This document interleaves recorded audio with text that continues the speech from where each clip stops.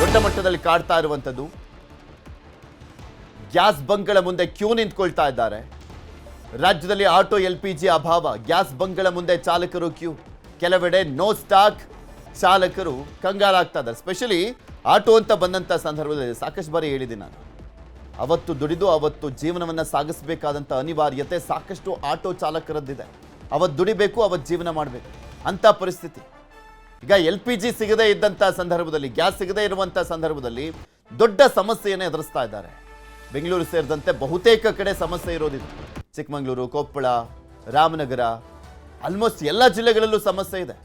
ನೀವು ಬೆಳಗ್ಗೆ ಎಲ್ಲಾದರೂ ಎದ್ದು ಗ್ಯಾಸ್ ಬಂಕ್ಗಳ ಮುಂದೆ ನೋಡಬೇಕು, ಸುಮ್ಮನೆ ಒಮ್ಮೆ ಉದ್ದುದ್ದ ಕಿಲೋಮೀಟರ್ ಗಟ್ಟಲೆ ಕ್ಯೂ ನಿಂತ್ಕೊಂಡಿರ್ತಾರೆ. ಹೋಗ್ಲಿ, ಅವ್ರಿಗೆಲ್ರಿಗೂ ಸಿಗುತ್ತಾ? ಇಲ್ಲ, ಅವ್ರಿಗೆಲ್ರಿಗೂ ಗ್ಯಾಸು ಕೂಡ ಸಿಗ್ತಾ ಇಲ್ಲ.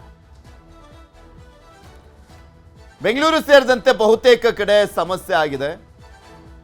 ಎಲ್ಲ ಕಡೆನೂ ಕೂಡ ಆಟೋ ಚಾಲಕರು ಅಸಮಾಧಾನವನ್ನು ವ್ಯಕ್ತಪಡಿಸ್ತಾ ಇದ್ದಾರೆ. ಶೇಷಾದ್ರಿಪುರಮು ಯಾವ ರೀತಿ LPG ಗ್ಯಾಸ್ಗೋಸ್ಕರ ಸರತಿ ಸಾಲಿನಲ್ಲಿ ನಿಂತಿದ್ದಾರೆ ನೋಡ್ಬೋದು. ಪೀಣ್ಯ 2ನೇ ಹಂತ, ಮಹದೇವಪುರ, ಹೆಸರುಘಟ್ಟ, TC ಪಾಳ್ಯ. ಬೆಂಗಳೂರಿನಲ್ಲಿ ಗ್ಯಾಸ್ ಬಂಕ್ಗಳ ಮುಂದೆ ಆಟೋಗಳು ನಿಂತಿರುವಂಥದ್ದು, ಕ್ಯೂ ನಿಂತ್ಕೊಂಡಿದ್ದಾರೆ. ಆದರೂ ಸಿಗ್ತಾ ಇಲ್ಲ ಗ್ಯಾಸು.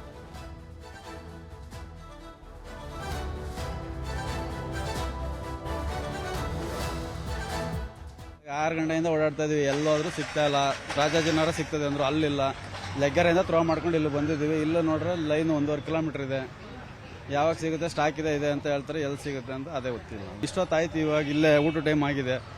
ಬಾಡಿಗೆ ಎಲ್ಲಿ ಸಿಗುತ್ತೆ ಇವೆಲ್ಲ ಹೋದ್ರೆ? ಪೀಕ್ ಅವರ್ ಮುಗ್ದೋಯ್ತು. ಇವತ್ತು ಬೆಂಗಳೂರಿನಲ್ಲಿ ನೋಡಿ, ಬೆಳಗ್ಗೆ ರಾಜಾಜಿನಗರದಲ್ಲಿ ಬರೀ 3 ಗಂಟೆ ಒಂದು ಬಂಕಲ್ಲಿ ಹಾಕ್ತಾರೆ, ಇನ್ನೊಂದು ಬಂಕಲ್ಲಿ ಅರ್ಧ ಗಂಟೆ ಹಾಕ್ತಾರೆ, ಕ್ಲೋಸ್ ಮಾಡ್ತಾರೆ, ಗ್ಯಾಸೇ ಇಲ್ಲ ಅಂತ ಹೇಳ್ತಾರೆ.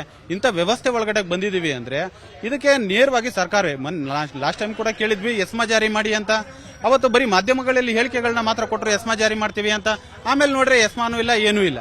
ಎಸ್ಮಾ ಜಾರಿಯಾಗಿದ್ರೆ ಇವತ್ತು ಇರುವಂತ ಬಂಕ್ಗಳಲ್ಲಿ ಗ್ಯಾಸ್ ಸರಾಗವಾಗಿ ಚಾಲಕರುಗಳಿಗೆ ಸಿಗಬೇಕಾಗಿತ್ತು. ಯಾಕೆ ಸಿಗ್ತಾ ಇಲ್ಲ? ಇದು ದೊಡ್ಡ ಷಡ್ಯಂತ್ರವನ್ನು ರೂಪಿಸ್ತಾ ಇರತಕ್ಕಂಥದ್ದು. ಮತ್ತು ಸರ್ಕಾರ ಹೇಳಿಕೆ ಕೊಟ್ಟಿರೋ ಲೆಕ್ಕಾಚಾರದಲ್ಲಿ ಸರ್ಕಾರದ ಬಂಕ್ಗಳಲ್ಲಿ ಸಿಗಬೇಕಾಗಿತ್ತು, ಆದ್ರೆ ಅಲ್ಲೂ ಕೂಡ ಸಿಗ್ತಾ ಇಲ್ವಲ್ಲ. ಅದೊಂದು ದೊಡ್ಡ ಪ್ರಶ್ನೆ ಆಗಿ ಕಾಡ್ತಾ ಇದೆ ಮೇಡಮ್. ಆರ್ಥಿಕವಾಗಿ ಇವಾಗ ನಮಗೆ ಗ್ಯಾಸ್ ಸಿಕ್ಕಲಿಲ್ಲ ಅಂದರೆ ನಾವು ಆಟೋ ಓಡಿಸೋ ಆಗಿಲ್ಲ. ನಮಗೆ ಒಂದು ವಾರದಿಂದ ಸರಿಯಾಗಿ ಗ್ಯಾಸ್ ಸಿಗ್ತಾ ಇಲ್ಲ. ಗ್ಯಾಸ್ ಹೆಂಗೆ ಅಂದರೆ ಗೊತ್ತಾ ಸರ್, ಇವತ್ತು ಒಂದಿನ ಸ್ಟಾಪ್ ಮಾಡ್ತಾರೆ, 2 ದಿನ ಸ್ಟಾಪ್ ಮಾಡ್ತಾರೆ, 3ನೇ ದಿನ ರೇಟ್ ಇನ್ಕ್ರೀಸ್ ಮಾಡ್ತಾ ಇದ್ದಾರೆ. ಒಂದು ಕಡೆ ಗ್ಯಾಸ್ ಬಂದರೆ ಇನ್ನೊಂದು ಕಡೆ ಗ್ಯಾಸ್ ಬರ್ತಾ ಇಲ್ಲ. ಎಲ್ಲ ಕಡೆ ಏನಾಗ್ತಾ ಇದೆ ಅಂದರೆ ನೋಡಿ, ಒಂದು ಬಂಕಲ್ಲಿ ಇವತ್ತು ಅಲ್ಲಿ ಹಾಕ್ಸ್ತೀವಿ ಅಂತ ಲೈನಲ್ಲಿ ನಿಂತ್ಕೊಂಡೆ ಅಂದರೆ ನಮ್ಮ ಆಟೋದವ್ರಿಗೆ ಏನಾಗಿದೆ, ಎಲ್ಲರಿಗೂ ದುಡಿಬೇಕು, EMI ಕಟ್ಟಬೇಕು, ಪ್ರತಿಯೊಂದು ಪ್ರಾಬ್ಲಮ್ ಇದೆ. ಆಟೋದವರು ಸಾಲದಲ್ಲಿ ಹಾಕಿರ್ತೀವಿ, ಮನೆ ಸಂಸಾರ ನೋಡಬೇಕು, ಮಕ್ಳದ್ದು ನೋಡಬೇಕು, ಎಲ್ಲ ಪ್ರಾಬ್ಲಮ್ ಇದೆ. ಏನು ಮಾಡ್ತೀವಿ ನಾವು, ಎಷ್ಟು ಗ್ಯಾಸ್ ಇದ್ರೂ ಹಾಕ್ಸ್ತೀವಿ ಅಂದ್ಬಿಟ್ಟು ಎಲ್ಲಾದ್ರೂ ಆಟೋದವ್ರಿಗೆ ತೊಂದರೆ ಆಗ್ತಾ ಇರೋದು. ಯಾಕೆಂದರೆ ಗ್ಯಾಸ್ ಬಂದ್ಬಿಟ್ಟು. ಇದ್ರ ಬಗ್ಗೆ ಇನ್ನಷ್ಟು ಮಾಹಿತಿಯನ್ನು ಪಡ್ಕೊಳ್ತಾ ಹೋಗೋಣ. ನಮ್ಮ ಪ್ರತಿನಿಧಿ ಪ್ರಗತಿ ನೇರ ಸಂಪರ್ಕದಲ್ಲಿದ್ದಾರೆ. ಪ್ರಗತಿ, ಒಂದ್ ಕಡೆ ಕಮರ್ಷಿಯಲ್ ಗ್ಯಾಸ್ ಸಿಲಿಂಡರ್ ರೇಟ್ ಜಾಸ್ತಿ ಆಗಿದೆ, 2,000 ರೂಪಾಯಿ ದಾಟಿರುವಂಥದ್ದು. ಮತ್ತೊಂದ್ ಕಡೆ ಗ್ಯಾಸ್ ಬಂಕ್ಗಳಲ್ಲಿ ಗ್ಯಾಸ್ ಇಲ್ಲ, ಕ್ಯೂ ನಿಂತ್ಕೊಳ್ತಾ ಇದ್ದಾರೆ. ಪಾಪ ಆಟೋ ಚಾಲಕರು ಅವತ್ತು ದುಡಿದು ಅವತ್ತು ತಿನ್ನುವಂಥವ್ರು ಸಾಕಷ್ಟು ಜನ, ಸಾವಿರಾರು ಸಂಖ್ಯೆಯಲ್ಲಿದ್ದಾರೆ. ಅವ್ರಿಗೆಲ್ಲ ಯಾವ ರೀತಿಯ ಹೊಡೆತ ಬೀಳ್ತಾ ಇದೆ, ಸಮಸ್ಯೆಯನ್ನು ಎದುರಿಸ್ತಾ ಇದ್ದಾರೆ ಅಂತ.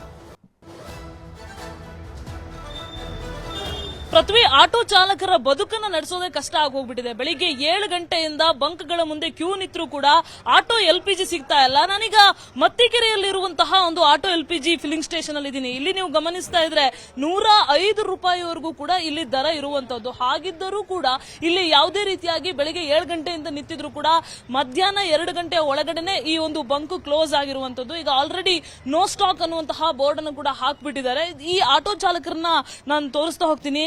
ನಮ್ಮ ವಿಡಿಯೋ ಜರ್ನಲಿಸ್ಟ್ ಶಿವಪ್ಪ ಅವರು ಆ ವಿಜುವಲ್ಸ್ ಅನ್ನ ತೋರಿಸ್ತಾ ಹೋಗ್ತಾರೆ. ಇವರೆಲ್ಲರೂ ಕೂಡ ಇಲ್ಲೇ ಆಟೋ ಹಾಕೊಂಡು ಕಾಯ್ತಾ ಇದ್ದಾರೆ, ಯಾವಾಗ ಆಟೋ LPG ಬರುತ್ತೆ ಅಂತ. ಬೆಳಿಗ್ಗೆಯಿಂದ 100 ರೂಪಾಯಿ ಕೂಡ ದುಡಿಮೆ ಆಗಿಲ್ಲ. ನಾವೆಲ್ಲರೂ ಕೂಡ LPG ಈಗ ಸಿಗುತ್ತೆ ಆಗ ಸಿಗುತ್ತೆ ಅಂತ ಕಾಯ್ತಾ ಇದೀವಿ. ಹಿಂಗೆ ಆದ್ರೆ ನಮ್ ಜೀವನ ನಡೆಸೋದು ಹೆಂಗೆ ಅನ್ನೋ ಪ್ರಶ್ನೆ ಮಾಡ್ತಾ ಇದ್ದಾರೆ. ಆಟೋ ಚಾಲಕರನ್ನ ಮಾತಾಡಿಸ್ತಾ ಹೋಗ್ತೇನೆ.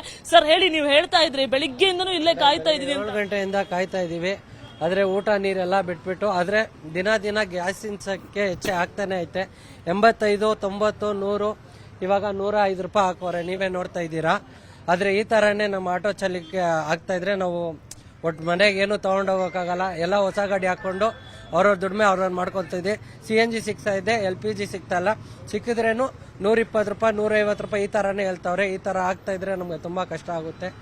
ನೋಡಿ ಮೇಡಮ್, ಈಗ ಯಾವಾಗ LPG ಬರುತ್ತೋ ಗೊತ್ತಿಲ್ಲ, ಬಟ್ ಇಲ್ಲ ಆಟೋ ಹಾಕೊಂಡಿದೀರಾ, ಹಿಂಗಾದ್ರೆ ಜೀವನ. 10 ಗಂಟೆಯಿಂದ ಹಾಕೊಂಡಿದೀವಿ, ಇಲ್ಲಿವರೆಗೂ ಗ್ಯಾಸ್ ಬಂದಿಲ್ಲ. ಈಗ ಎಲ್ಲ ತುಮಕೂರಿಂದ ಬರ್ತಾ ಇದೆ, ಅಲ್ಲಿಂದ ಬರ್ತಾ ಇದೆ, ಇಲ್ಲಿಂದ ಬರ್ತಾ ಅಂತ ಹೇಳ್ತಾರೆ. ಈಗ ನಾವು ಹೆಂಗ್ ಮಾಡೋದು? ಆಟೋ ಗ್ಯಾಸ್ ಇಲ್ಲ ಅಂತ ತೆಳ್ಳಿ ಓಡ್ಸೋಕ್ಕಾಗಲ್ಲ ವಯಸ್ಸಾದವರು. ಈ ಥರ ತುಂಬ ಕಷ್ಟ ಇದೆ ಮೇಡಮ್ ಅವರೇ. ಅದು 80 ಇತ್ತು, 85 ಇತ್ತು, 110 ರೂಪಾಯಿ ಮಾಡೋರೆ. ಹೆಂಗೆ ಜೀವನ ಮಾಡೋದು? ಒಂದೊಂದು ಬಂಕ್ಗಳಲ್ಲಿ ಒಂದೊಂದು ರೀತಿ ದರ ಇದೆ. ಒಂದ್ ಕಡೆ 85 ಇದೆ, ಈಗ 105 ಇದೆ. 100 ಇದೆ, 5 ಇದೆ. ಇನ್ನು ಸ್ವಲ್ಪ ಹೋದ್ರೆ 120 ಹಾಕ್ಬೋದು. 85 ಇತ್ತು. ಹೆಂಗೆ ನಾವು ಜೀವನ ಮಾಡೋದು? 85ರಿಂದ ಇವತ್ತಿಗೆ 105. 105. ಈಗ ಬಂದ್ರೆ ಸ್ಟಾಕ್ ಬಂದ್ರೆ 110 ಮಾಡ್ಬೋದು. ಹೇಳಕ್ಕಾಗಲ್ಲ. ಪೆಟ್ರೋಲ್ಗಿಂತ ಜಾಸ್ತಿ ರೈಟು.